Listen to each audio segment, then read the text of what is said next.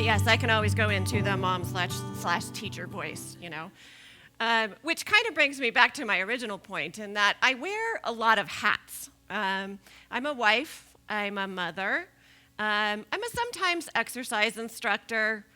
For a hot minute, I was the children's director here. I own a restaurant, and I'm also a pediatric physical therapist. So I do a lot of different things. I thought about having like a collection of different hats to like put on my head and like stack them on top of each other. But then I thought, oh, well, that's just silly. Nobody would do that.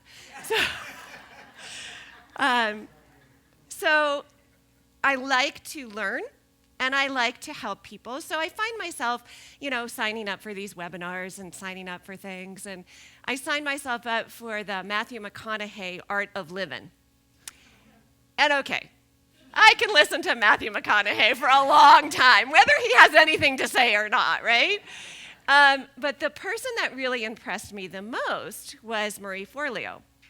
And I have to admit, I had never heard her name before, which I'm not sure how that happened, because if you Google her, there's a whole Marie Forleo universe out there that I had no idea.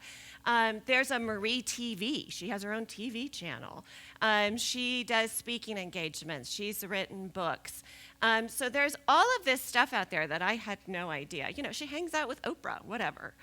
But the book that made her famous in the beginning was Is Figureoutable. So I thought, okay, well, let's get this book. So I got the book and I read it, and it really spoke to me. So I thought I would share with you kind of the highlights of the book. There's a ton of content in this book. So if this sparks anything, I highly recommend you get the whole book, because I actually had trouble narrowing it down to the things that I wanted to share with you. So in the beginning, there is a thought. Just a thought, right?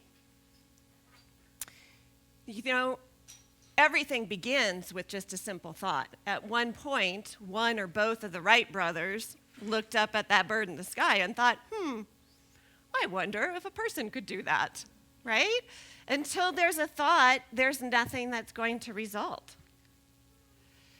So you have a thought, and you have a feeling about that thought, either a positive feeling or a negative feeling, and that feeling is going to lead to your behavior, to your next action, which is going to lead to a result.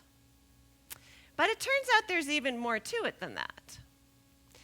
Because beneath our thoughts, however, lies an even deeper force that directs and controls our lives. It's a critical component of the creative process, both individually and collectively. It's a force that underpins every action we take and how we interpret and respond to the world around us. This deeper commanding force is our beliefs. Beliefs are the hidden scripts that run our lives. So then, first we have a belief, then we have a thought, then we have a feeling about that thought, which leads to our action and our results. The beliefs are the scripts in your head. They're the things that drive everything else. I'm not saying that you can just believe your way into anything, right? I can't just believe myself into being a prima ballerina. But I do know one thing. If I don't believe that it's possible, then we're done, right? I have no prayer of making it happen. My youngest daughter is a master at manifesting things in her life. And she has been since she's been about 2 years old. It's nothing that she really learned or read or anything like that. She just knows how to do this. And from the time I can remember, her phrase was, well, Mom, that's all you got to do is ask, believe, and receive. This girl believes this with everything that is in her, and I have seen it happen again and again and again. She, when she was maybe 4, decided that she needed an iPad. Okay, well, I'm not giving this girl an iPad. Sure enough, we go to a school carnival. She has a raffle ticket. She puts her raffle ticket in that bucket for that iPad, and I'll be darned if that girl didn't go home with an iPad. She just knows how to do this. But here's the tricky thing. The opposite is true as well. You see, if you're convinced that you can't do something, you're probably right. Henry Ford is quoted as saying, whether you think you can or you think you can't, you're right. So beliefs are important. There's even all kinds of studies that show that your body believes what your brain tells it to. It's the whole basis of the placebo effect, right? There's nothing going on in that pill, but your brain is telling your body that this is going to help you, and so it responds accordingly. There's been some experiments done, one that was referenced in the book, with a group of boys that were allergic to a certain kind of leaf. They were blindfolded. When they were told that the leaf was harmless, they didn't react. When they were told they were being touched with the leaf that they were allergic to, their skin reacted. The problem is that the leaves were switched. They only reacted when their brain told them they should. And some of this, gets into a little bit of like woo-woo, and I'm not always sure I believe it.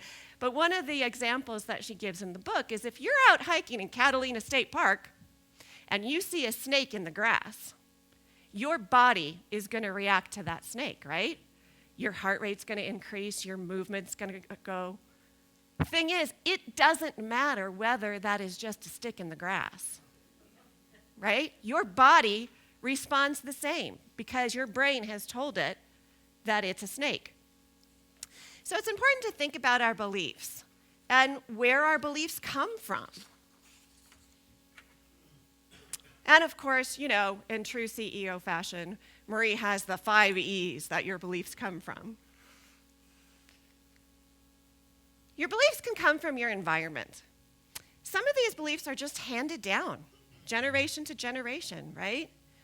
I swear to you that I do some things in my life because my grandmother went through the Great Depression, right? Doesn't have anything to do with me. I wasn't there. Doesn't even have anything to do with my mom. She wasn't there. But my grandmother went through these things, behaved in certain ways, and those were passed down.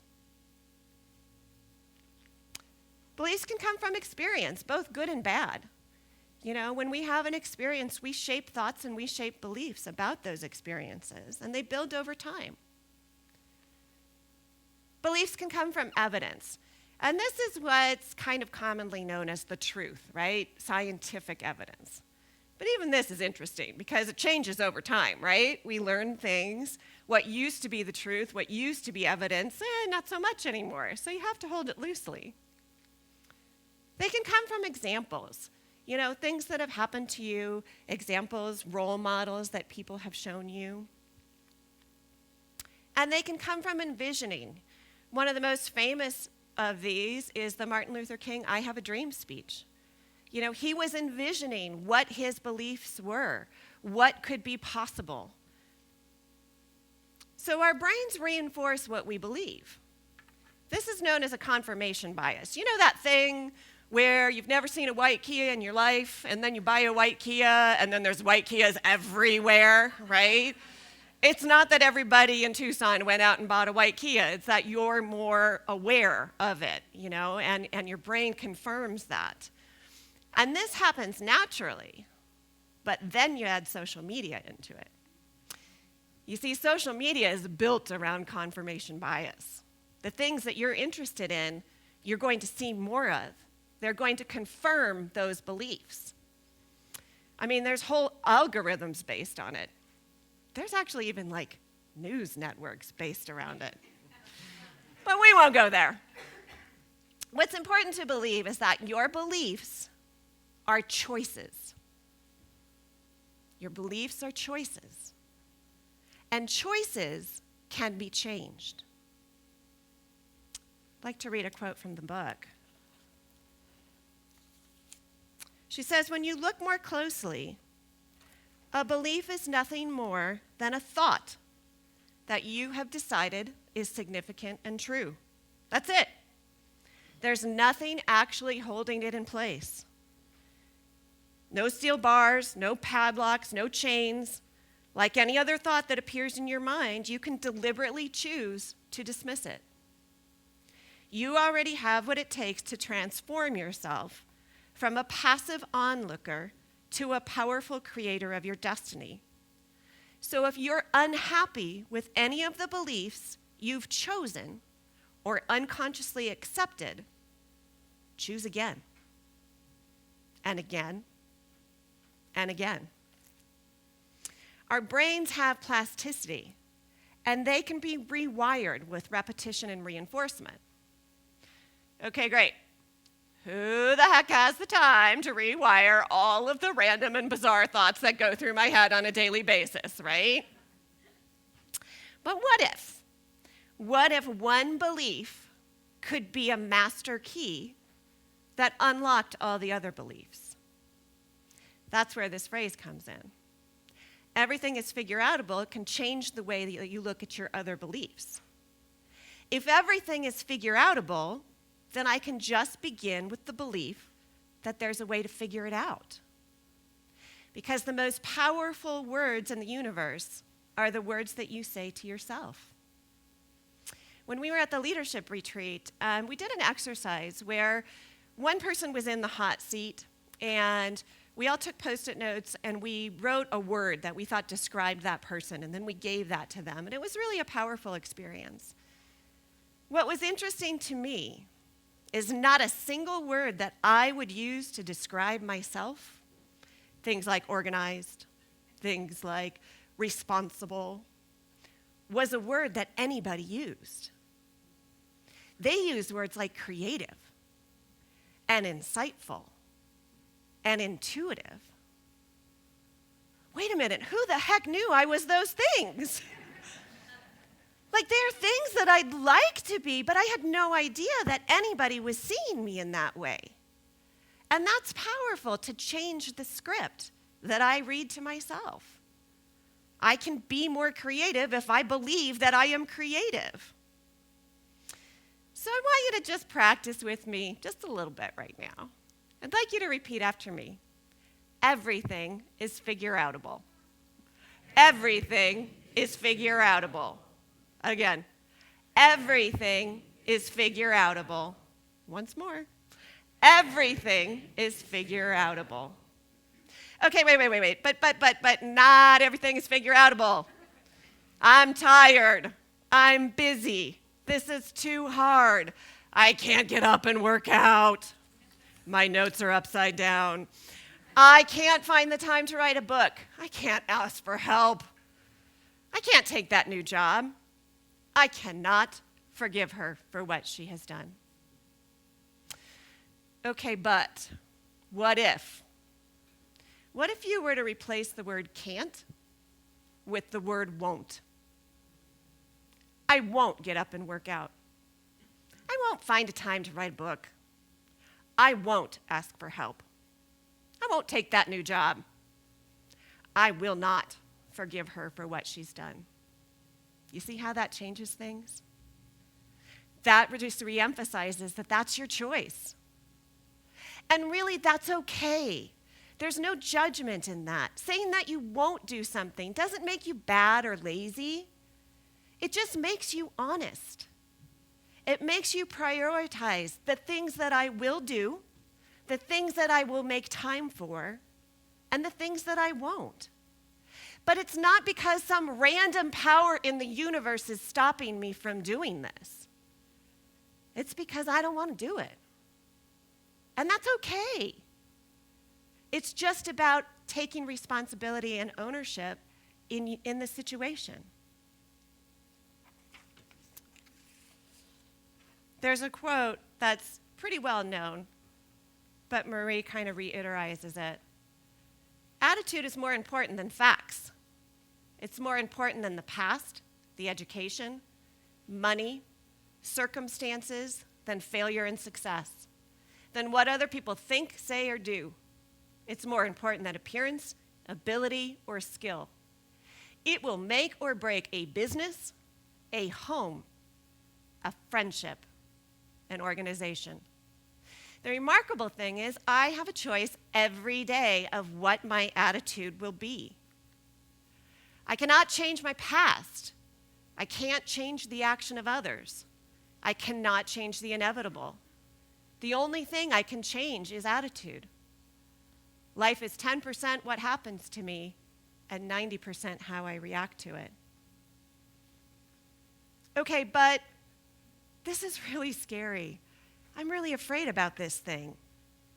And fear can be a productive thing, right? If that snake really was a snake, fear is a good thing to get you out of the way. But left unexamined, it can also be a dream killer. Transforming fear is more art than science, and she acknowledges that, because we all come to the table with our own baggage, our own nuances, our own reasons for having fear. But she does give a couple little things that you can do to kind of counteract that fear. The first of which is just acknowledging that fear is not the enemy. Waiting to not be afraid, that's the enemy. I mean, holy cow, if we waited until we weren't afraid, would anything ever happen? And action is the antidote to fear. Just taking that step forward. It's like the emotional equivalent of turning on the lights in a dark room. Maybe there really isn't a monster in that room. Maybe we've just imagined it all. And what if I've completely misinterpreted the signals that my body is giving me altogether? This quote really spoke to me. What if we misinterpret the signal? What if fear's message wasn't danger, don't do it? Fear was jumping up and down, waving her hands, and causing the biggest ruckus she could. Yes, yes, yes, this is important. Go ahead, do this thing. Fear did her job and sent her signal. It was our interpretation that was off.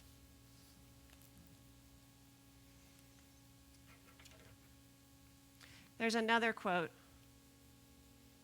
That's not this one. Hang on, it's in the book. Anyway, it's talking about fear, and the more fear you feel about something, the more it's your body telling you, hey, maybe you should look at this thing. I can very clearly remember being a part of not exactly this group, but this organization, like 3 buildings ago at a different time and place, thinking maybe I could be a part of this. Maybe I could somehow connect with these people. Maybe I could, bring cookies. That's like a safe thing to do, right? I don't have to talk to anyone. I could sign up on a database. I could drop the cookies. I could be done, right? Maybe that would be like my inroad to connecting with people. And I'm not making it up. Just that thought sent my heart beating, gave me that little shiver of fear. And I could have said, okay, that's it. I'm out. This is dumb. I don't have to do this. But it kept coming back, and it kept coming back. It was the thing I was supposed to do. And I'm pretty sure it was the right decision. Marie talks about fear taming 101. And I thought, aha, this I'm going to be good at. Because this is based on what I used to tell myself I was, being a catastrophizer. I'm working on those words that I tell myself. But worst case scenario goes like this. I want to do something. I want to take this job, but I'm terrified. Okay, what's the worst that could happen? Well, I really suck at it. Okay, then what? Well, then maybe they decide they don't want me around and I get fired. Okay, then what? Well, then I won't have a paycheck and I won't have a job. Okay, then what? And we're going to spiral it all the way down. But then you don't get to stop there. Then you think, okay, what do I do next? Well, I guess I could stay with my family for a little while until I got back on my feet. Okay, then what? Well, I guess I could look at getting a different job. And I could do like a side hustle, on the side. Well, then what? And you spiral your way back upwards. And in the meantime, you ask yourself, how likely is that worst case scenario? Like, if I'm being really honest, is this likely to happen?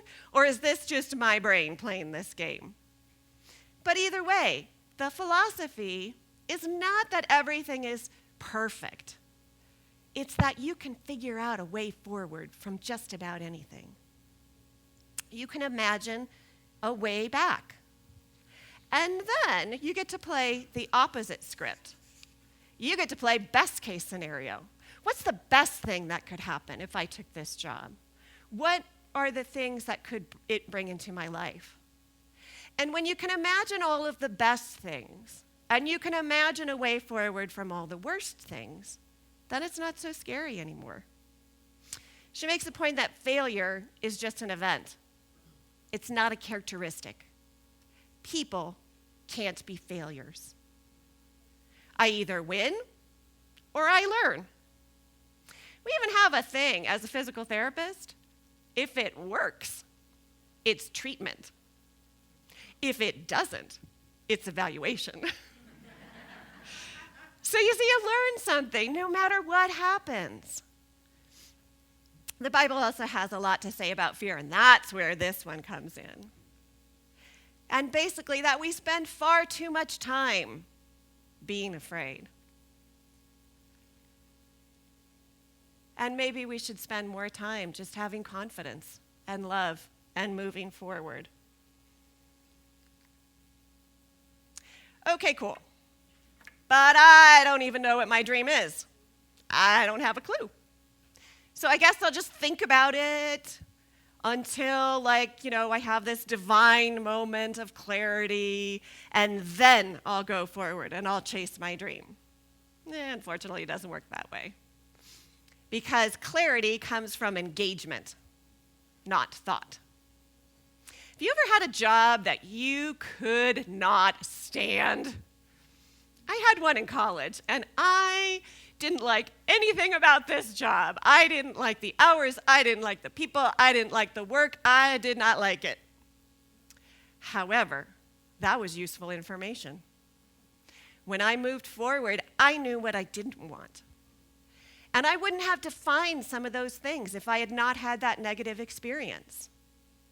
So sometimes you just need to take a step forward.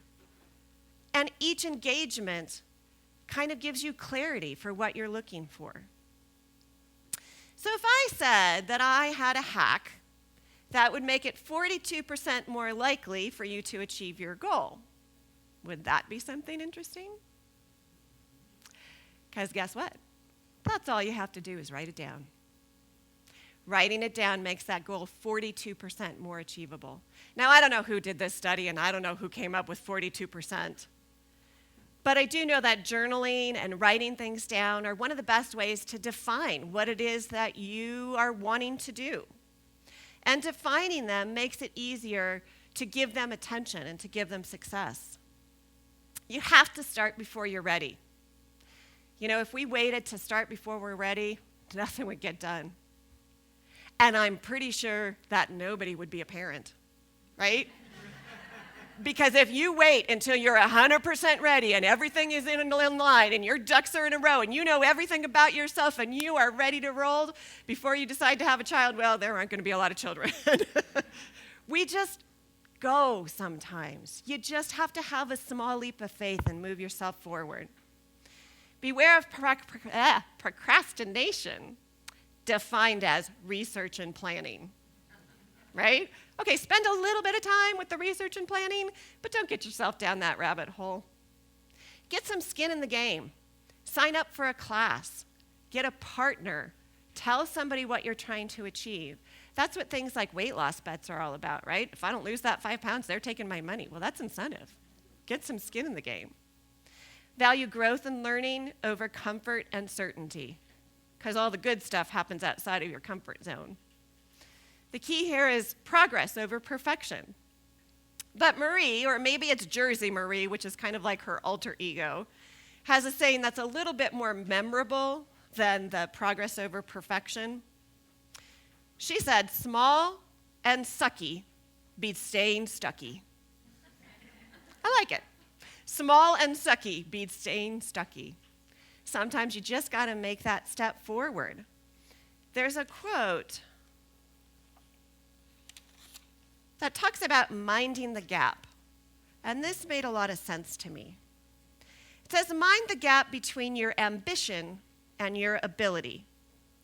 One of the best articulations of this creative gap comes from Ira Glass, the host and producer of the NPR show This American Life. A thing that nobody tells people who are beginners, and I really wish somebody had told this to me, is that all of us who do creative work, we get into this because we have good taste. But it's like there's a gap, that the first couple of the years that you're making stuff, what you're making isn't that good, okay?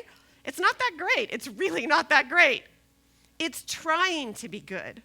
It has ambition to be good, but it's not quite good. But your taste, the thing that got you into the game, your taste is still killer. And your taste is good enough that you can tell that what you're making is kind of a disappointment to you. You know what I mean? And I thought this was really insightful because there's always this thing in our head of what we want to do and what it looks like. And when we first begin, the thing rarely looks like the thing, right? And that's where a lot of people just give up. Obviously, I'm not good at this. Obviously, I can't do this. Or maybe what you need is more practice. Sometimes you just have to be persistent. Dreams can sometimes take years or decades to realize. But you keep taking steps forward and you acknowledge the wins along the way. Progress, not perfection. And the other thing is, I think we don't say enough, especially to young people, I don't have it figured out. You see, this isn't a philosophy of having it figured out. It's a philosophy of I'm currently figuring it out. I am daily figuring it out. The it changes, right? But I am figuring things out every single day, and I think we don't say that enough. You know, my daughters made the comment that, oh, I thought you had it all figured out. Oh, no. The only things I actually know are the mistakes that I've already made and the results of those mistakes. That's what I have to offer you. It's not that I have it all figured out. It's that I'm ahead of you in the mistake game. That's all. She spends just a couple of minutes talking about criticism, because criticism can be hard, especially when you're doing something new. Talks about the fact that, hey, guess what? You're already being judged. It might as well be for something that you're working on, right? People are judgy. It's the way it is. But it might as well be for you chasing after your dreams. Everything that you love, somebody else despises. So you might as well stop playing that game of trying to please everyone all the time. The more you care about what others think, the more they own you. Use what helps and leave the rest. This was a really hard lesson for me to learn when we first opened our restaurant, because we put everything into this, and not all the reviews were flattering, right? And they're out there for everyone to see. And I talked to a friend of ours who owns a restaurant as well, and she articulated it really well. She said, it's like they say my son is ugly, and my son is not ugly. And that's what it feels like, right? At first, it feels like this personal attack. And because it feels like a personal attack, my first reaction was to kind of discount them. Well, they don't know what they're talking about. They don't. But then if I take a step back, sometimes there's a nugget of truth in there. There's something I can take to improve, but then I can leave the rest and be done with that. She did have one caveat when it comes to replying to these reviews. Never reply when you're angry, emotional, or buzzed. So I think that's good advice. Ultimately, you are here for a reason, and only you can fulfill that reason. There is a vitality, a life force, a quickening that is translated through you into action, because there is only one of you in all of time. This expression is unique, and if you block it, it will never exist through any other medium and be lost. The world will not have it. It is not your business to determine how good it is, not how it compares with other expression. It is your business to keep it yours clearly and directly, to keep the channel open. There's another quote by the Gospel of Thomas that I think we have that says, if you bring forth what is within you, what you bring forth will save you. If you do not bring forth what is within you, what you do not bring forth will destroy you. The world needs that one special gift that only you possess. Only you have the thing to bring forth what your soul keeps talking to you about. And in the words of Jersey Marie, don't effing waste it. Thank you.